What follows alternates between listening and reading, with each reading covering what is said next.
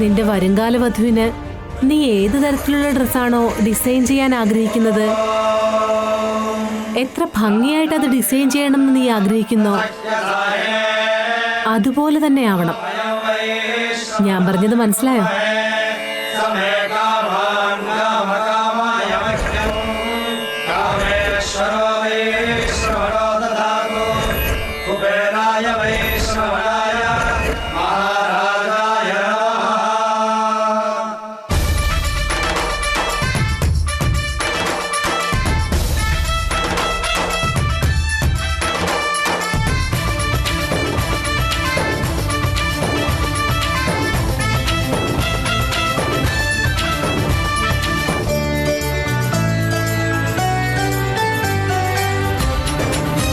രാജ്കോട്ടി സിൽക്സോ? ഇവിടുത്തെ തുണിയൊക്കെ നല്ലതാവോ? ഇത് നല്ല പഴക്കം ചെന്ന കടയാ ചേച്ചി. അതുകൊണ്ടാ എനിക്കൊരു ഡൗട്ട്. പഴക്കം ചെന്ന കടയെന്ന് പറഞ്ഞാ പഴയ തുണികൾ വിൽക്കുന്ന കടയെന്നല്ല, കുറെ കാലമായിട്ടുണ്ടെന്ന അർത്ഥം. ഇവിടെ വലിയ വലിയ ആൾക്കാരൊക്കെ ഷോപ്പിംഗ് ചെയ്യാനായി വരുന്നത്. അകത്ത് കയറിയ ചേച്ചിക്ക് തന്നെ അത് മനസ്സിലാവും. അതെന്നെ നിനക്കറിയാം? അതായത് ഇതിനു മുമ്പ് നീ എന്നോട് പറയാതെ ഇവിടെ വന്ന് ഷോപ്പ് ചെയ്തിട്ടുണ്ടെന്ന് അർത്ഥം. അയ്യോ എന്റെ പൊന്നോ, ചേച്ചി ഇല്ലാതെ ഞാൻ എപ്പോഴെങ്കിലും ഷോപ്പിങ്ങിന് ഒറ്റയ്ക്ക് വന്നിട്ടുണ്ടോ? ഈ കടയെ കുറിച്ച് എന്റെ ഫ്രണ്ടാ പറഞ്ഞത്. ഇപ്പൊ പുറത്തുള്ള സാധാരണ കടകളെ പോലെ കണ്ണി കണ്ട ഡിസൈൻസ് ഒന്നും ഇവിടെ ഉണ്ടാവില്ല. ഇവര് തന്നെ സ്വന്തമായി ഡിസൈൻ ചെയ്ത് നെയ്തെടുക്കുന്ന തുണികളാ. ചേച്ചിക്ക് ഇഷ്ടപ്പെടും, ഞാനല്ലേ പറയുന്നത്. വാ എന്നാ കാണാം രാജ്കോട്ടി സിൽക്സിന്റെ മഹത്വം എന്താണെന്ന്.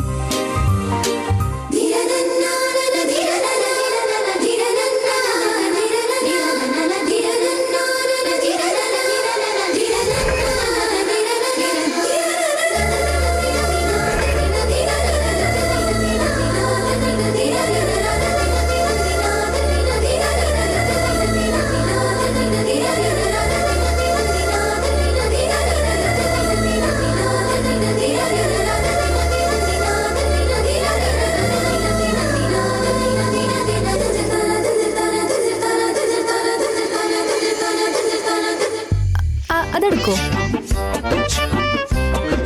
ഇത് വേണ്ട, വേറെ കളറില്ലേ? ആ അതന്നെ.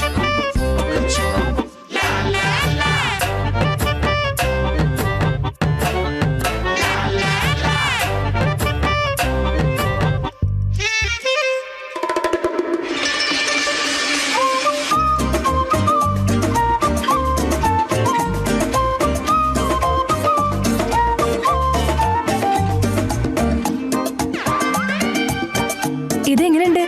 നല്ല ഭംഗിയുണ്ട് ചേച്ചി. ദൂരെന്ന് കണ്ടപ്പോ കാണാൻ നല്ല രസമുണ്ടായിരുന്നു. കയ്യിലെടുത്തപ്പോ അത്ര ഭംഗിയൊന്നുമില്ല. എന്റെ പൊന്ന്, അതൊന്നും എടുത്തേ. അയ്യോ അതല്ല, അതിന്റെ അടുത്തിരിക്കുന്നത്. അയ്യോ ഞാൻ പറയണത് നിങ്ങക്ക് മനസ്സിലാവുന്നില്ലേ? ചെവിടെ കേൾക്കുന്നില്ലേ നിങ്ങക്ക്? ആ അത് തന്നെ. ഇത് കൊള്ളാവോ മാഡം?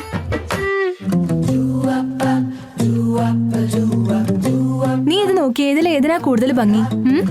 ചേച്ചി നമ്മൾ ഒരെണ്ണല്ലേ വാങ്ങുന്നുള്ളൂ, എന്തിനതൊക്കെ വലിച്ചിടിപ്പിക്കുന്നത്?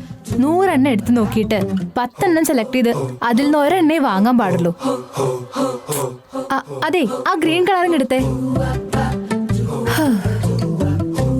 ഇത് ശരിയല്ല ചേച്ചി, എന്തിനാ ഒരു ടൈം ഇങ്ങനെ വേസ്റ്റ് ആക്കുന്നത്? എന്താ ഞങ്ങൾ ഇത്രയൊക്കെ എടുത്ത് നോക്കുന്നത് കണ്ട് ഞങ്ങൾ വാങ്ങുമെന്നുള്ള ഡൗട്ടിലല്ല നിങ്ങളുടെ ഈ നോട്ടം. നിങ്ങൾക്ക് ദേഷ്യം വരുന്നതല്ലേ? അങ്ങനെയൊന്നല്ല മാഡം, കസ്റ്റമേഴ്സ് നല്ല സർവീസ് കൊടുക്കാനല്ലേ ഞങ്ങളിവിടെ നിൽക്കുന്നത്. കസ്റ്റമേഴ്സ് ഒക്കെ ദൈവത്തിന് തുല്യാന്ന് എപ്പോഴും ഞങ്ങളുടെ മാഡം പറയാറുണ്ട്. കേട്ടില്ലേ? കസ്റ്റമേഴ്സ് ഒക്കെ ദൈവത്തിന് തുല്യാന്ന്. ആ അതെ, ആ മേലിരിക്കുന്ന സാരി കൂടിയില്ലേ, അതുകൂടി ഇങ്ങ് എടുത്തേ.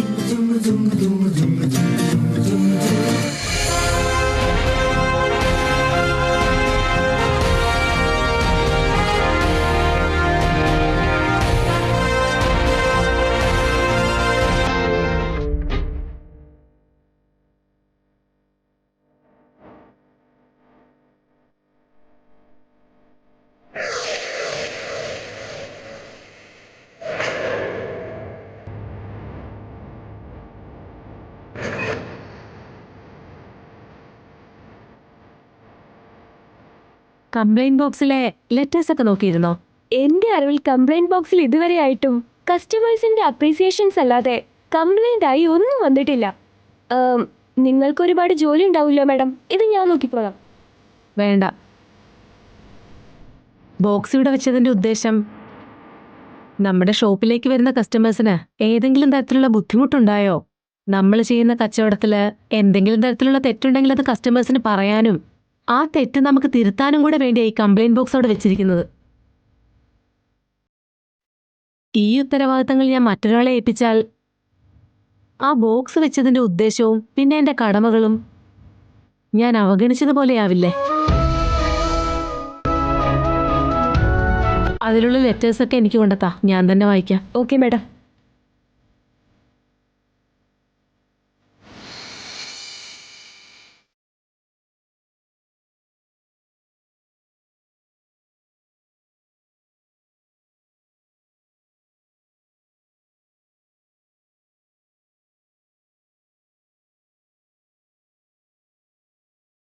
നമസ്കാരം മാഡം.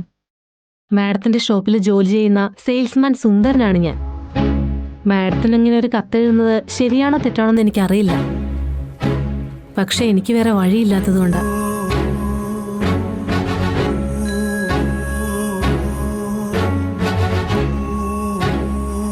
എന്തു പറ്റി മാഡം?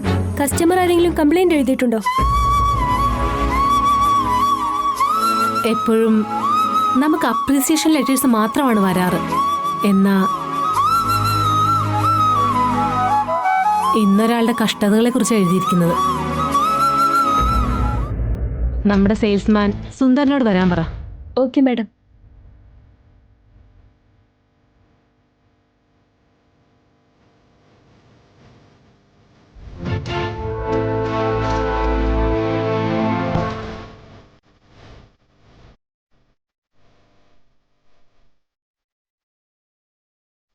സുന്ദരൻ, മാഡം വിളിക്കുന്നുണ്ട്, വരും.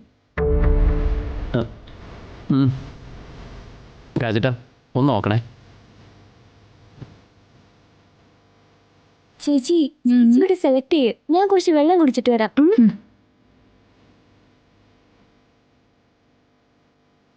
എന്നോട് വരാൻ പറഞ്ഞു മാഡം. ഇപ്പോഴാ ഞാൻ താൻ എഴുതിയ കത്ത് വായിച്ചത്. മാഡം അത് ഞാൻ നിങ്ങൾ ചെയ്തത് വളരെ നല്ല കാര്യമാണ്.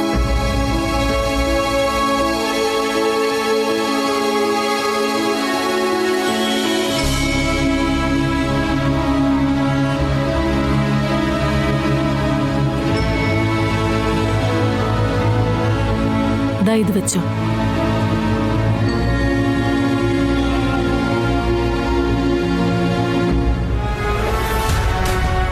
നിങ്ങളുടെ സഹോദരന് നിങ്ങൾ കൊടുക്കാൻ ആഗ്രഹിച്ച 1,00,000 രൂപ ഇതിലുണ്ട്. വാങ്ങിച്ചോന്നേ.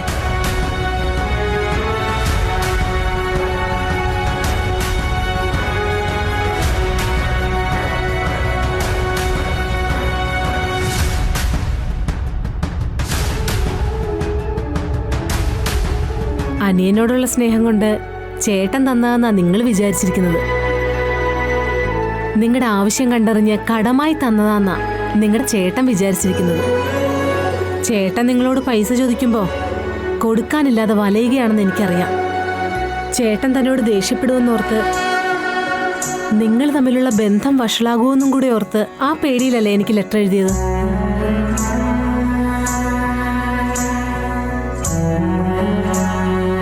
അതെ മാഡം, ഒരേ വയറ്റിൽ പിറന്നവരാ ഞങ്ങൾ. എൻ്റെ ഏട്ടനെന്ന് വെച്ചാൽ എനിക്ക് ജീവനാണ് മാഡം.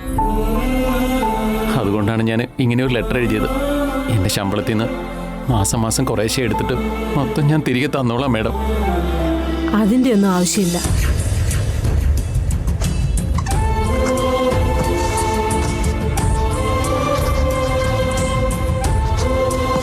ഇത് നിങ്ങൾക്ക് കടവായിട്ടോ ദാനമായിട്ടോ ഞാൻ തരുന്നതല്ല. കൂടപ്പിറപ്പായ ചേട്ടനുമായുള്ള ബന്ധം ഈ ഒരു കാരണത്താൽ നഷ്ടപ്പെടുമെന്ന് നിങ്ങൾ ഭയപ്പെടുന്നില്ലേ? നിങ്ങളുടെ ഈ ഗുണമാണ് എനിക്കിഷ്ടപ്പെട്ടത്. രക്തബന്ധത്തെക്കാളും പണത്തിന് മൂല്യം കൊടുക്കുന്നവരാണ് ഇന്നത്തെ തലമുറ. അങ്ങനെയുള്ള ഈ കാലഘട്ടത്തിൽ നിങ്ങളെപ്പോലുള്ള ചെറുപ്പക്കാരാണ് കുടുംബങ്ങളുടെ കെട്ടുറപ്പിന് വേണ്ടി പ്രയത്നിക്കുന്നത്. നിന്റെ നല്ല മനസ്സ് കണ്ട് സന്തോഷം തോന്നിയാണ് ഈ പണം ഞാൻ നിനക്ക് സ്നേഹത്തോടെ തരുന്നത്. ഇതാ വാങ്ങിക്കോളൂ.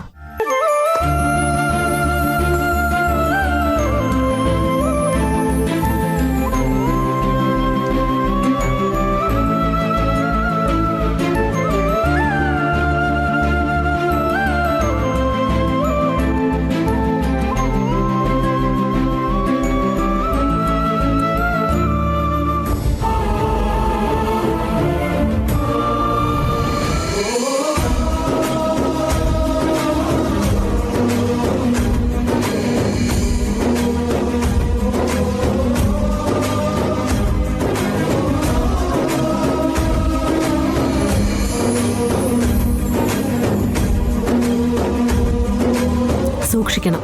ഉം.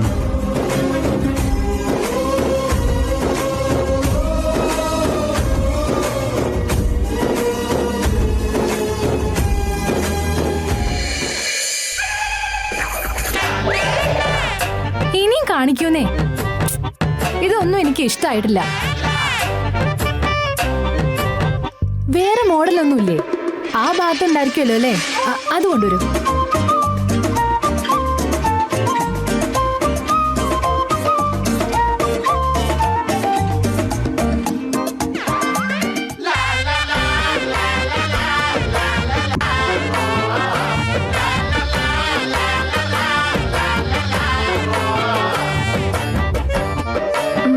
എന്താ മേഡം? നോക്ക് ചേച്ചി, ഞാനൊരു പ്ലാൻ പറയാം. അത് ഫോളോ ചെയ്താൽ മതി. ഓക്കെ. ഇപ്പൊ അവൾ ഏതെങ്കിലും ഒരു സാരി നോക്കട്ടെ എന്ന് പറഞ്ഞാ അത് കാണിക്കാൻ പറ്റില്ല എന്ന് പറയണോ? എന്തുകൊണ്ടാന്ന് ചോദിച്ചാ അതൊരു VIP ഓർഡർ ചെയ്ത് ചെയ്യിച്ചതാണെന്ന് പറയണം. അതോടുകൂടി ഓക്കെ ആവും. Okay madam. ആ സാരി കാണിക്കണ്ട. അതെന്താ? ആ സാരി എന്നെ കാണിച്ചെന്താ കുഴപ്പം? സോറി മാഡം, ഒരു VIP കസ്റ്റമർ ഓർഡർ കൊടുത്ത് ചെയ്തതാ. ഇതറിയാതെ ഇതിൽ പെട്ടുപോയതാ. VIP കസ്റ്റമറോ? അവരത്രയ്ക്ക് റിച്ചാ? ഭയങ്കര റിച്ചാണ് മാഡം. എന്നാ എനിക്ക് ആ സാരി തന്നെ വേണം.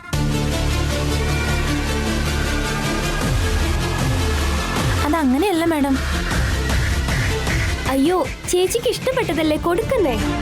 ആ, അത് കൊടുക്ക.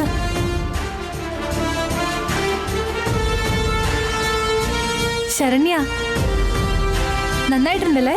നല്ല അടിപൊളിയായിട്ടുണ്ട്. ചേച്ചി ചേച്ചി ഈ സാരി ഉടുത്തു കഴിഞ്ഞാ കണ്ടോ, ഏഞ്ചലിനെ പോലെ ഉണ്ടാവും. ഈ സാരിയിൽ നിന്നെ ആര് കണ്ടാലും റിച്ച് കിഡാണെന്ന് വിചാരിക്കൂ. അതല്ലേ, എനിക്കത് കണ്ടിട്ട് അങ്ങനെ തോന്നണേ. അത് പിന്നെ ഇത് ഏതൊരു VIP ഓർഡർ ചെയ്ത സാരിയാന്നല്ലേ അവര് പറഞ്ഞത്. ഇതെനിക്ക് വേണമെന്ന് പറഞ്ഞ ഉടനെ തന്നെ ഒന്നും ആലോചിക്കാതെ എടുത്തു തന്നെന്താ.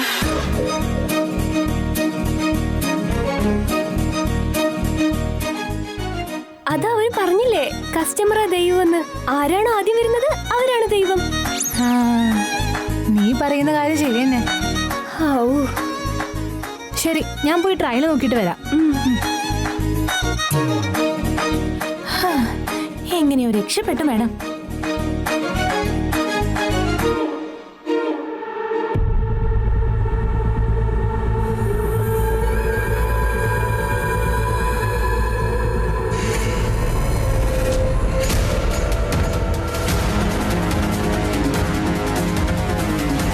ചേച്ചി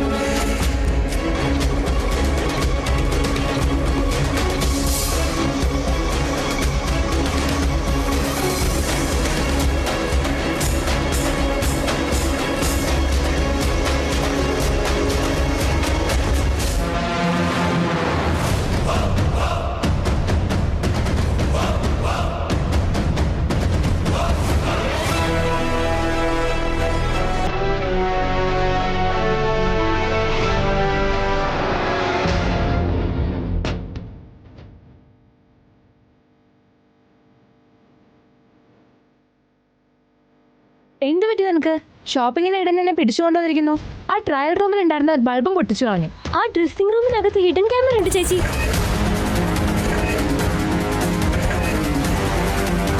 അതുകൊണ്ടാണ് ഞാനത് പൊട്ടിച്ചത്. മൈ ഗോഡ്, എന്നാ ഈ കാര്യം നീ അവിടുന്ന് പറയായിരുന്നെങ്കിൽ അവർ നമുക്കൊരു പാഠം പഠിപ്പിക്കാറുണ്ടല്ലോ. പറയേണ്ടവരോടൊക്കെ പറഞ്ഞിട്ടുണ്ട് ചേച്ചി. എടുക്കേണ്ട നടപടികളൊക്കെ അവരെടുക്കുമെന്ന് നമുക്ക് വിശ്വസിക്കാം. വാ ചേച്ചി, പോവാം.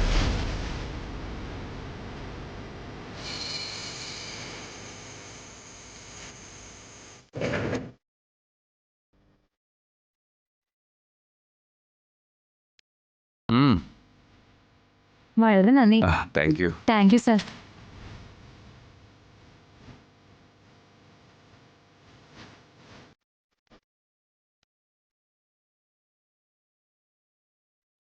വളരെ സന്തോഷം. പോയിട്ട് വരാം സർ. ഹായ് വല്യമ്മ. ഹായ് മോനെ. ആ അമ്മേ, ഇതൊന്ന് നോക്കിയേ. ഇതൊന്ന് ചെക്ക് ചെയ്തേക്ക്. ഓക്കെ.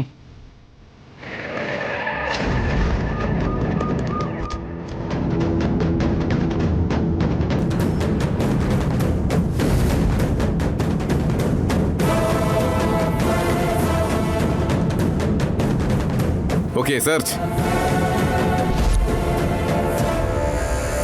ഒരു മിനിറ്റ്.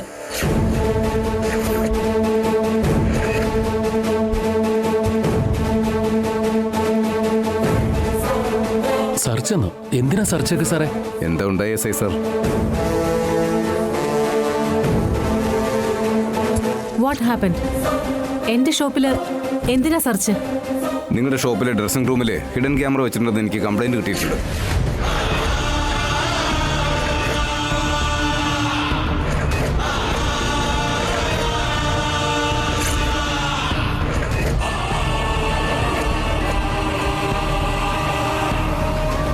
സാർ എന്തൊക്കെയാണ് ഈ പറയുന്നത്? നീണ്ട 25 വർഷമായിട്ട് ഞങ്ങൾ ഇവിടെ കച്ചവടം ചെയ്യുന്നവരാ.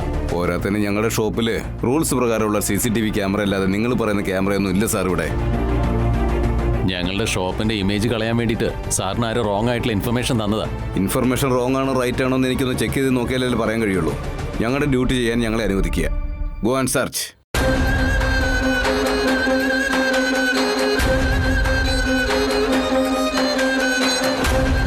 ആനന്ദ, എന്താ ഇതൊക്കെ?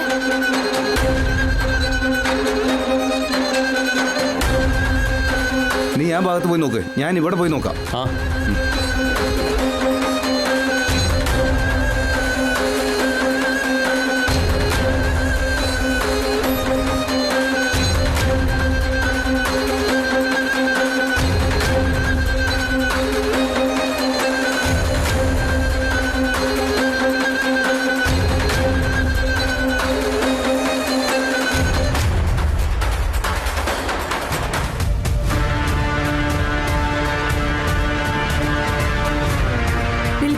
ഇത് ലേഡീസ് ട്രയൽ റൂമാ, കയറാൻ പാടില്ല. എനിക്ക് പെർമിഷൻ ഉണ്ട്, എനിക്ക് ചെക്ക് ചെയ്തേ പറ്റൂ.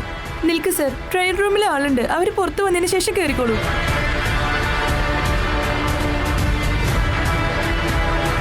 വയ്ക്കുള്ളൂ സർ.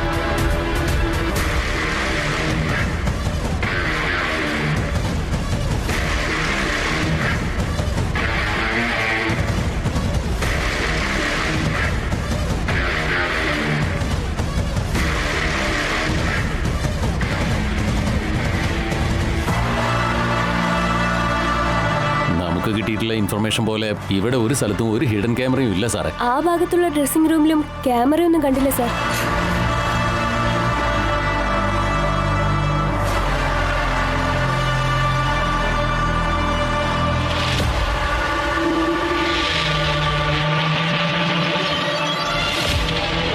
ഈ ഷോപ്പിൽ ഇങ്ങനെ ഒരു ക്യാമറ ഉണ്ടെന്ന് പറഞ്ഞിട്ട് സാറിന് ഇൻഫർമേഷൻ തന്നവരെ ഞങ്ങളുടെ മുന്നിൽ കൊടുന്ന് നിർത്തണം.